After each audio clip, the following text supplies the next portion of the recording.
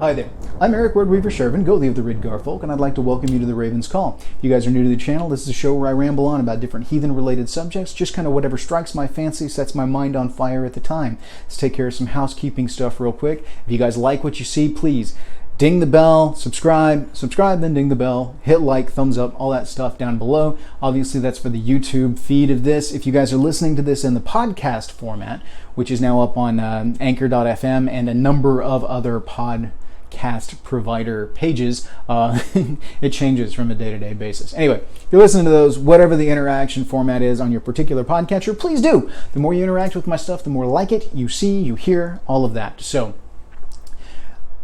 big UPG warning, because this is still part of the housekeeping aspects.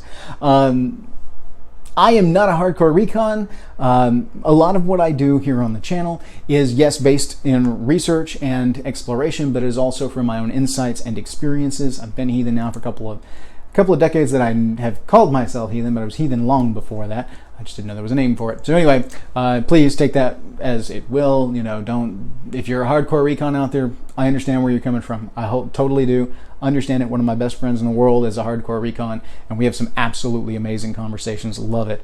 So just keep that in mind. Middle of the road kind of guy here, not fluffy bunny, not hardcore recon. It's just kind of how I am. So I'm me, and this is my channel. Welcome to it. All right, let's rock and roll, guys. Then today's subject matter.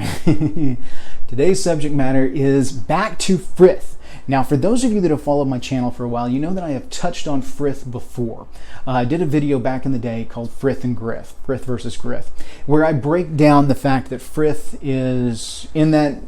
I've learned a lot since then, because I'm constantly learning, I'm constantly growing, and if you're not, then you're not doing it right. And I'm not one of those you're doing it wrong guys, but I will say you need to be learning and you need to be growing in order to be doing it right. That's the crux. As long as you're learning and growing, not my hall, not my call. Anyway, my Ericisms. On the subject of Frith versus Grith, I described Frith as the natural, kind of organic trust and love that grows up within a family unit. And while that is accurate, when Frith is functioning the way that it is supposed to be, there's a flip side, a dark side to Frith too. That's when Frith is at its worst, when Frith isn't the way that it is supposed to be. So let's talk a little bit about Frith again. We're going to delve more into Frith specifically. Frith itself, at its core, is obligation. It is obligation between individuals. This is obligation between family members, obligation between tribe. One of my dear friends, he and I were talking about it this past weekend, and his particular stance is that you can enter into Frith through blood or oath. That's the way that Frith is established. You either oath in under an oath web kind of scenario, or you are born into it through your family unit, because Frith is obligation. Frith, when it works well and obligations are upheld and obligations are seen as completed, true, upheld, honored, Frith is very peaceful, it's very organic, it's very natural.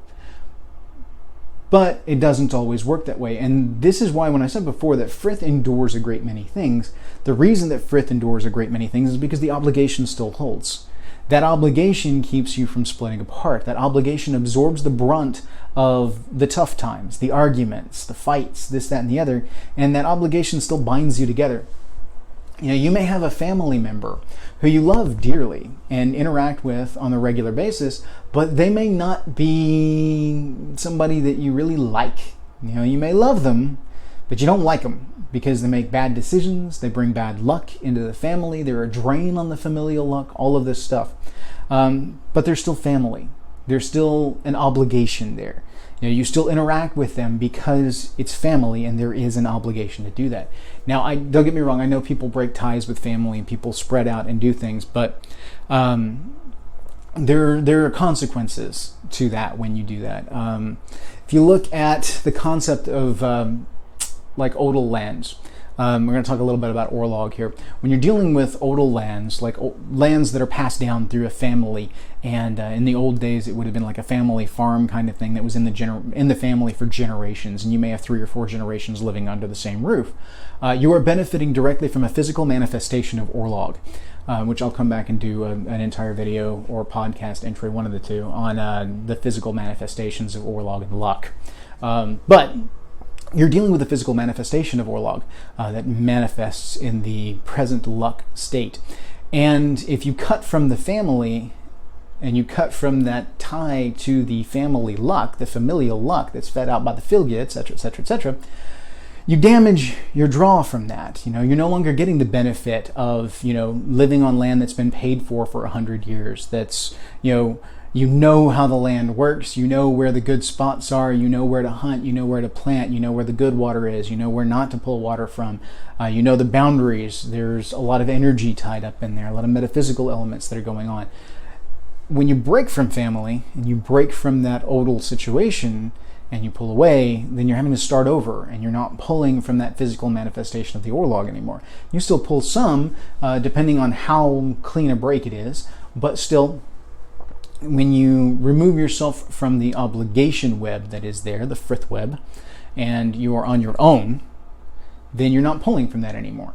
It's like if you do bad deeds and you get cast out of the family and you're cut from the Frith web of the family, you're cut off from the flow of luck from the family. And so that's when the Fylgja will turn its back on you and not continue to feed you luck from the family.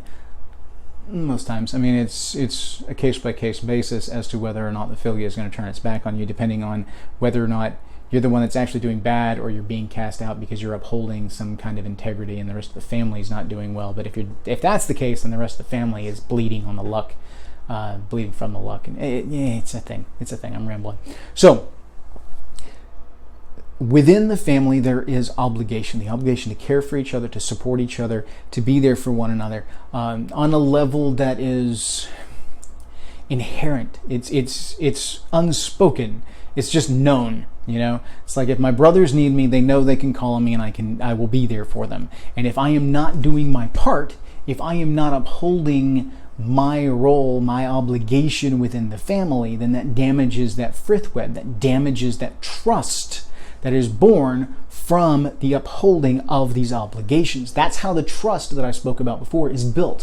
When it works right, when everything is where it's supposed to be and flowing well, when all of the obligations are being upheld, or at least most of them in good sense, then you are dealing with good Frith, positive Frith, happy Frith. And so, yes, it's organic, it's happy, it's peaceful.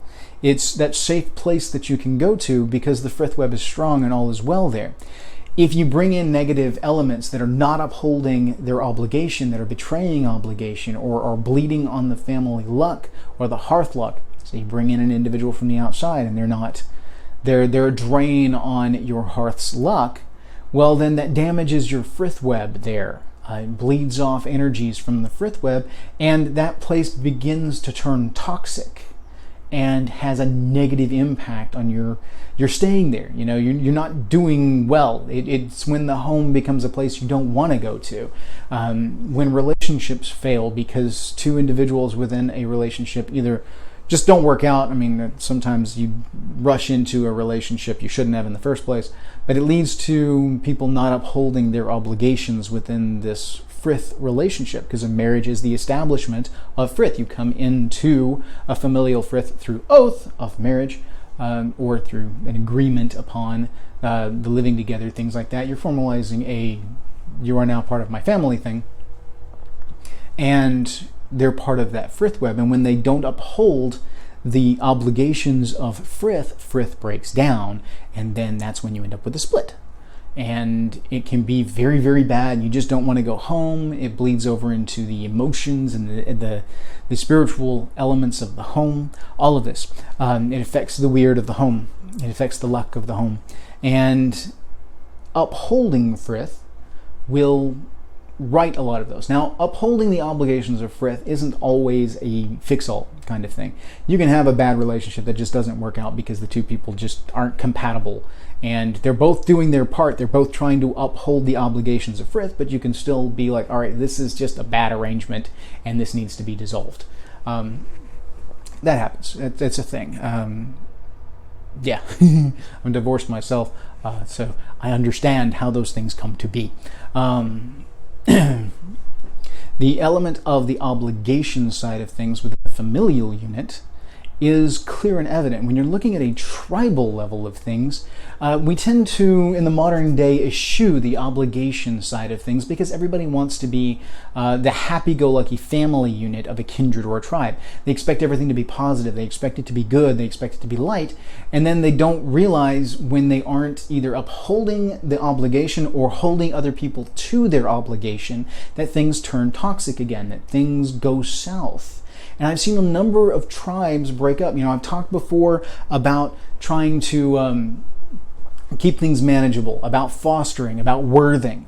And that is an element of the Frith building element. Worthing, while you are measuring an individual's worth, you are also building Frith with them by interacting, bringing them into the society, establishing a level of obligation, and then testing them through their upholding of said obligation. Worth is an external construct. It is something the society places to you. We don't have inherent worth. We have inherent integrity. You can go back and watch my integrity versus worth video to get the kind of gist of that. But worth is bestowed upon you by the society around. That is your value to the society in the worth definition that we're using for this particular construct.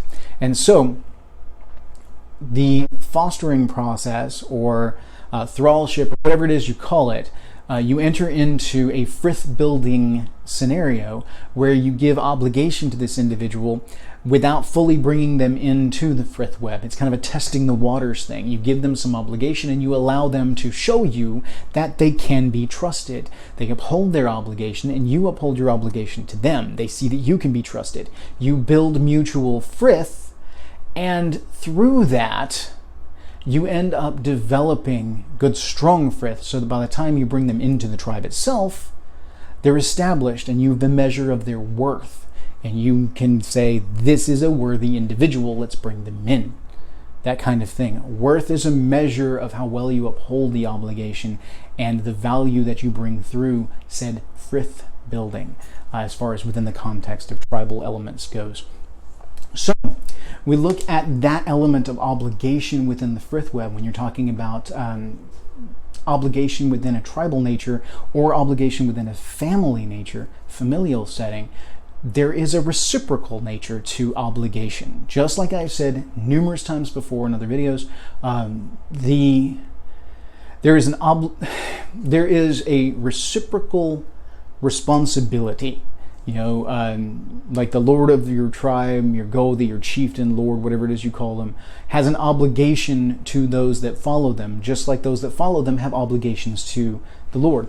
It is a responsibility.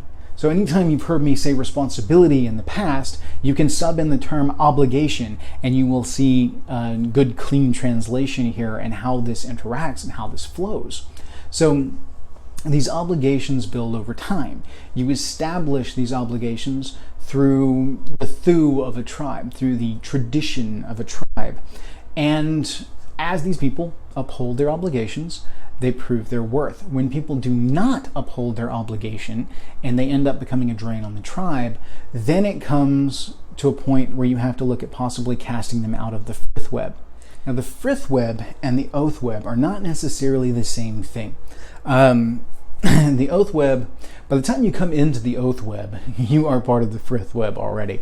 At least you should be. It's a formalization of bringing into the Frith web. You can be part of the Frith web without necessarily being oathed in my view of it. Some hardcore recons may state otherwise. I'm not entirely certain on that. I would have to have some conversations with some key individuals and get some insight as to how that is viewed from different cultural context. But from my point of view, understanding there may be some deviation in other cultures, the Frith web and the oath web are not necessarily the same thing. Okay, because I can share Frith with individuals with whom I don't necessarily share an oath.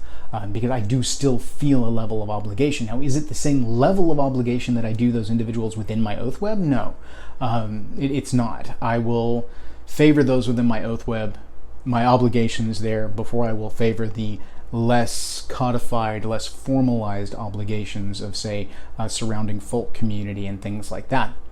It just depends and it varies. But the formalization of oath, the formalization of the frith web therein, places that obligation more at the forefront because there's more hanging on it. You can have some kind of quasi-frith elements that build up in the surrounding folk community. But like I said, with the fostering process, where you have obligation, give and take, it's that way amongst friends, as far as like when we talked about friendship in the Havamal. A lot of those things, if you look at hospitality is a sense of obligation. It is obligation that is owed to the guest, and the guest shares reciprocal obligation to the host. So these are individuals who are not necessarily within the frith web, but you are extending the hospitality of frith to these individuals as they come into your hearth. You are obliged to them in ways that you wouldn't necessarily be out in the outer world. The same level of hospitality is not due to someone that you interact with out in public as it is when you bring them into your home. There are certain things you just do, and if you don't do these things, then you are seen as a bad host. It sheds an ill light on your good friend. I'll do a video on good friend here in the near future. So that obligation exists there on a hospitality level. It exists on a familial level. It exists on a tribal level. All of these different elements, and it's reciprocal in nature. Okay, and that's one of the key things to take away from this. Both sides have to uphold their obligations of frith in order for things to work. If they don't, then things can go south, things go left, things start to die off. And that's when, you've seen me talk about the right of return and nidog, entropy setting in. Those kind of elements creep into your interactions, your relationships as well, from a metaphysical kind of standpoint. I'm not saying specifically nidog is gnawing at you, but metaphorically speaking, that's kind of what happens. If you're not upholding the obligations of frith, then nidog begins gnawing at frith, and frith begins to decay. And when frith is weakened to such an extent, it can break. Now, there are key things that you can do to absolutely just shatter frith, and those are going to be major betrayals of obligation. Those are going to be things that break the trust relationship to such an extent that it just can't be worked out and it can't go on. I've seen a number of those grow to this point, but most of the time when I see tribes break up, when I see kindreds break up, it's not necessarily one big thing that did it. It's not necessarily one key betrayal. Now, sometimes it is. Those are easy and clean because you can see a clear-cut betrayal, and you can cast that individual out as outlaw, and you can continue on. Casting them out as outlaw helps to create a boundary to cut off the toxicness of their energies from coming back into your well. And it's not always that easy with these other situations because it's little things, little obligations that weren't fed up, that weren't taken care of, that weren't seen to, and over time they build. It can be as simple as one side of the oath not fulfilling their obligation and the other side not holding them accountable for it. I've seen this a number of times where an individual will kind of not uphold their obligations under frith, and then the leadership doesn't act accordingly and quickly enough, and as a result a toxicness builds up around it. Things begin to go septic, if you want to look at it from a medicinal standpoint. That's a situation that is unfortunate, but it does happen, and we're all human. We can't see everything, and we don't always catch everything, but it's a natural cause and effect thing. You're talking about weird, you're talking about cause and effect, largely causation.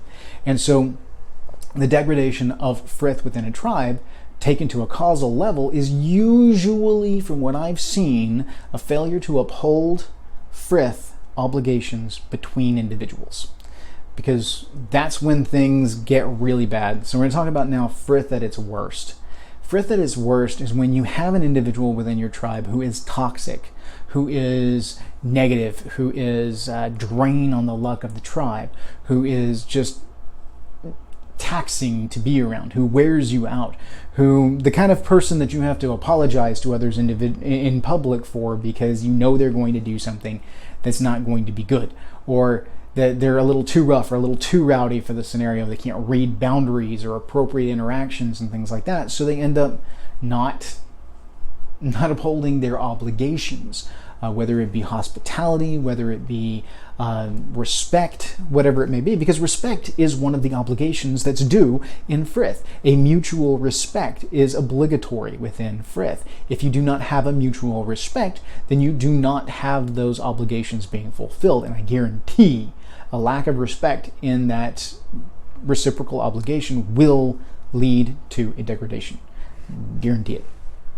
So when you have these individuals that you are obliged to because they're oathed into your tribe, they're one of your members, but you're having to sit here and constantly do damage control, or you're constantly having to manage or try and, when you have to be micromanaging with these individuals, then they're being a drain on the tribe, and it begins to put you as a leadership within the tribe, or your leadership within the tribe, or whatever, or just as a member of the tribe, puts you in a weird position because you're obliged to this individual, but they're not doing their part. And so it becomes a very negative, very toxic thing. And so you end up in situations where, especially amongst the leadership of tribes, and I keep calling this out because I know this is one thing that leadership positions are going to have to deal with. It happens in every tribe at some point in time or another. You bring in the wrong individual. It's just like at work. You make a bad hire sometimes. And when you do, you have to deal with the obligations that go along with that.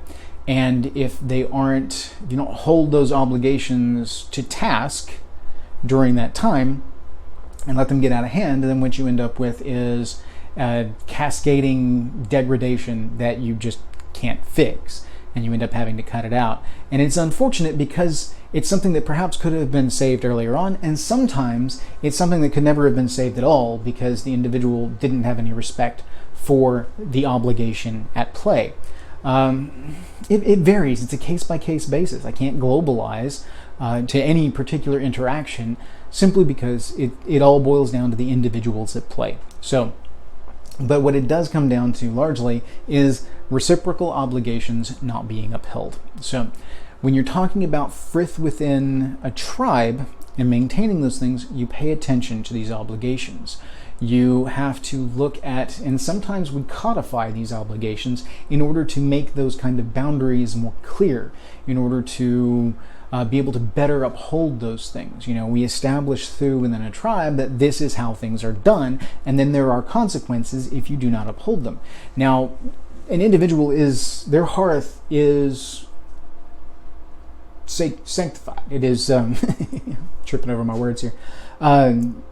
Their hearth is sovereign, and in so being, they can do within their hearth what they want to do. Now, if they're disrespectful of the tribe as a whole, then the tribe obviously can't supersede their hearth cult practices, but they can decide that hearth is something that doesn't need to be part of their Frith web anymore, and it can be cast out. You can't control individuals. That's not what we do. But it has to be a mutual agreement. That's the key when it comes down to tribal things. Is I also see a number of individuals who mistake the obligation element and put too much focus on the obligation to the leadership and not enough responsibility on the obligation of the leadership to the people. And it becomes kind of a totalitarian kind of thing where they get kind of power hungry, power happy, and they try to micromanage or control individuals within the tribe. And the end result of that is that you damage Frith by not upholding your obligations to your people. That is a key thing that has to be paid attention to. Is leadership has, like I talked before when I was talking about like the noblesse oblige kind of thing, and the reciprocal responsibility within the oath web kind of elements. This goes back to that. It all ties in together.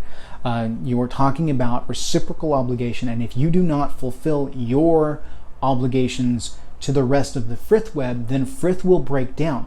Frith will absorb a number of things because those obligations are still being upheld.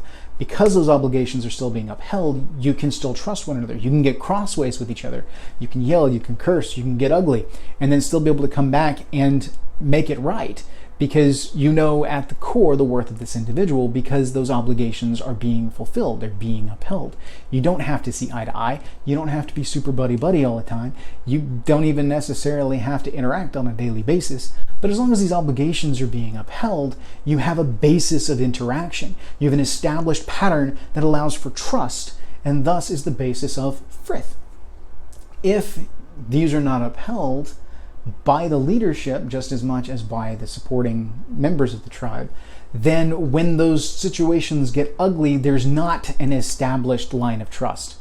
If the leadership themselves is not holding an obligation to the lower level, then you will see attrition at the lower level, because they will obviously not want to continue affiliation with the Lord, go the chieftain, whatever, that's not upholding their obligation to their people. And this goes back to Gifrain elements as far as reputation and manifestation of deed and whatnot. If you have that kind of a scenario, failing to uphold the obligation to one member can lead to damaging Frith with other members. Because even though you uphold your obligation with them, you damage that trust level because they've seen obligations not being upheld over there. And suddenly this rock solid situation that they have here becomes shaky. Because even though they're upholding their obligations and have no intention of breaking with that obligation of Frith, they now see that you're capable of not doing that and what it looks like when it goes bad, and then that damages that Frith in there. So failing to uphold these obligations with one branch of the Frith web can lead to damaging other branches of the Frith web as a result.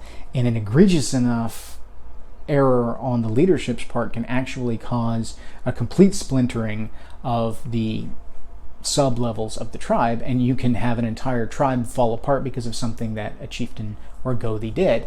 Now, again, Frith is strong. Frith will absorb a great many things because people will see you are human, you are fallible. You know, it's not something you need to live in fear of making a misstep, but don't do anything just grossly stupid, because that will damage.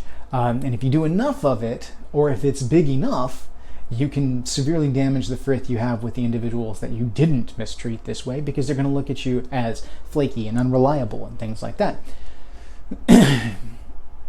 Similarly, when it comes to these obligations, we must also take into account we are human. And we're going to have slip-ups. We're going to have moments where we don't uphold our obligations all of the time.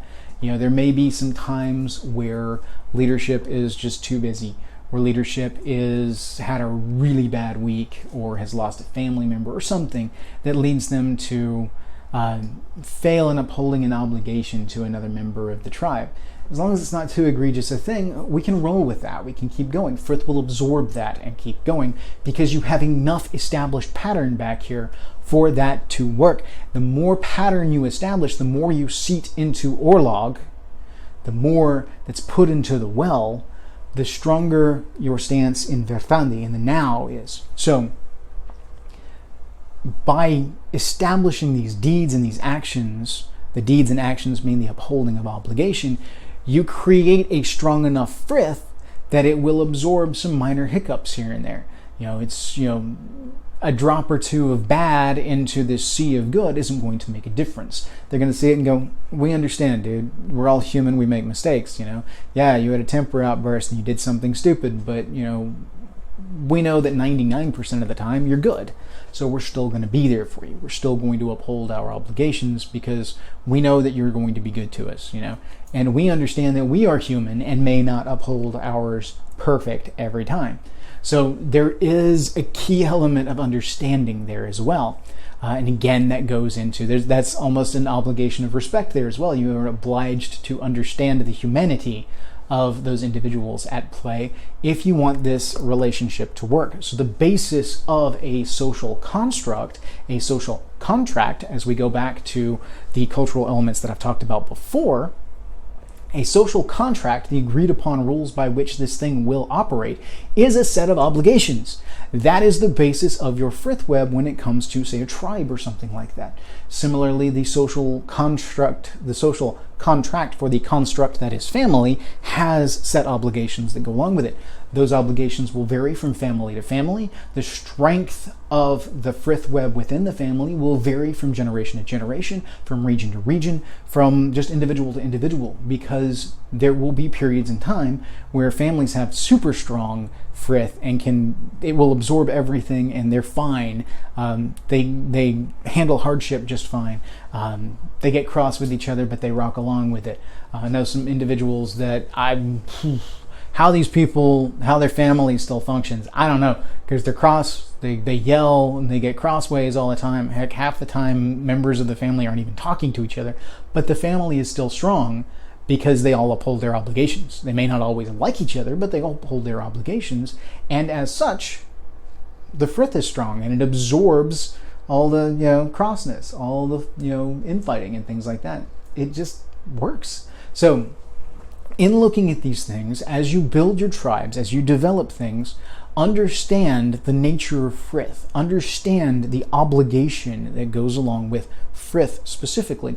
And don't make the mistake of thinking that Frith just means friendship as far as friendliness and things like that goes.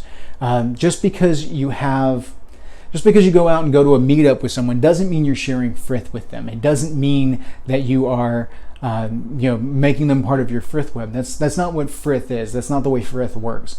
You can interact with people and have no Frith whatsoever and still be friendly. That's not Frith. There's still obligation there because it's a social interaction, social construct, social contract. And so you end up with things like when you're going to visit another meetup. You go to a public meetup at some heathen venue and you have an obligation to behave yourself. You have an obligation to be present, to be a part of the meetup because that's what you're there for. That's the why that you're there. You're upholding the obligation of the why. And as long as they uphold their obligation of hostliness, then things can be fine. It may even be a bad fit. It may be a meetup in a group that you have no ties to, but as long as both of you uphold your civil obligations, then you can part ways and it be okay. It can be one of those situations where in the end you're going to be like, I don't like those people, I don't want to have anything to do with them. And it's fine. But if you've upheld your obligations of hospitality in between, then the result is that you can step away without, some significant backlash most of the time, depending on how well they uphold their obligation of hostliness. If they betray their obligation of hostliness, then it ruins your experience and then the whole thing turns south. So that's how that can play out. But it doesn't mean you're going out and sharing Frith. It doesn't mean you're building Frith with other tribes. Most of the time you're not building Frith with other tribes because they're not part of your Frith web. They can be part of your interactions, intertribal politics, and things like that. You can establish Frith with members of other tribes and therefore kind of tie the weird of two tribes together, alliance style. But it doesn't necessarily mean that just because you're buddy-buddy with this other troop, this other tribe, this other kindred, whatever, that you're necessarily sharing Frith with them. The level of obligation isn't there. You're not obliged to a member of their tribe the way you're obliged to a member of your tribe, unless you've entered into some kind of formalized agreement that solidifies that obligation. Still not necessarily Frith per se, but it does enter into that same relationship of reciprocal obligation and upholding those things. So it all boils down to that base social contract level of any social construct and the need to uphold obligation on both sides of the contract in order for the contract to remain strong and true. So I've rambled on now for about a half hour on the subject, and I feel like I could probably ramble on forever on it, simply because it is something that is so important and is something that we all need to pay attention to. So like I said, as you're going through and you're building your tribes, as you're going through and you're building your kindreds, pay attention to these things. Pay attention to the obligations that you place on one another. Understand the humanity of each other, and don't get so nitpicky with your obligations. Don't be so ironclad to the obligation that you are... You can damage Frith by failing the respect element of obligation, simply by holding someone too closely to the letter of obligation. If you're not forgiving of the fact that somebody's late sometimes, or if you're not forgiving of the fact that some people may just be forgetful, or if you're not forgiving of these elements within your frith web, then you're going to break it. If it's too rigid, then it will snap. But if it's too flexible, then it's not strong and holding. So again, happy middle ground, the tree that is too rigid snaps in the wind, but the tree that bends too much lays on its side. So at what point is it truly a tree? So that's when you get down to all of that. So keep this in mind as you build your communities, as you go up, the understanding of the obligation, but still be understanding of your obligation. If you're entering into a tribe, think about the obligations that you might have to that tribe. Think about the obligations that you have within that social construct. Is it simply an obligation of mutual respect? Is there some obligation of participation? It's going to vary. It's going to be different from tribe to tribe as far as what that specific obligation is. And I'm not talking necessarily about, like the obligation of being, you have to be present at like 75% of the tribal functions throughout the year. It can be.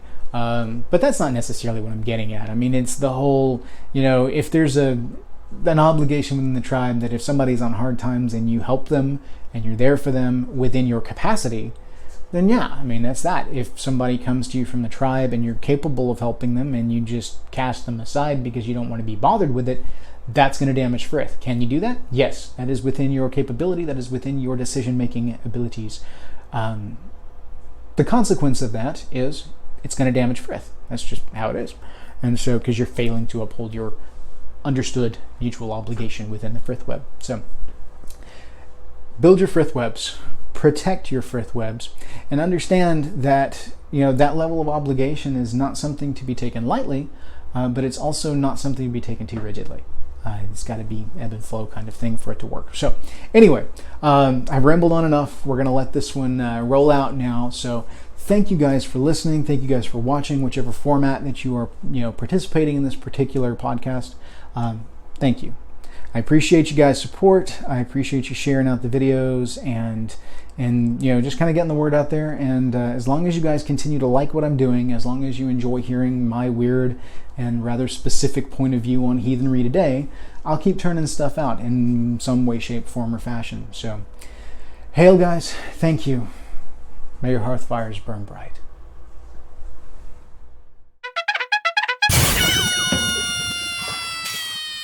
Got one in, got a video in. Yeah. All right, now we're gonna try for another one. Ooh. All right. Let's try again. Number 2. It's hot in my office. I don't usually film in the afternoon, and I'm by a window, and it's really hot, and I'm sweating. But that's okay, because I'm also moving around a lot, which causes it. But anyway, it's Texas. It's like 95 degrees outside and 60% humidity, so it's like soup. Yeah, Texas is crazy as far as our weather goes right now, but there's a whole thing about that, and I'll probably talk about it on the podcast. I'm rambling. Let's talk about obligation at Frith, and we're live in 3, 2, 1. Let's jam.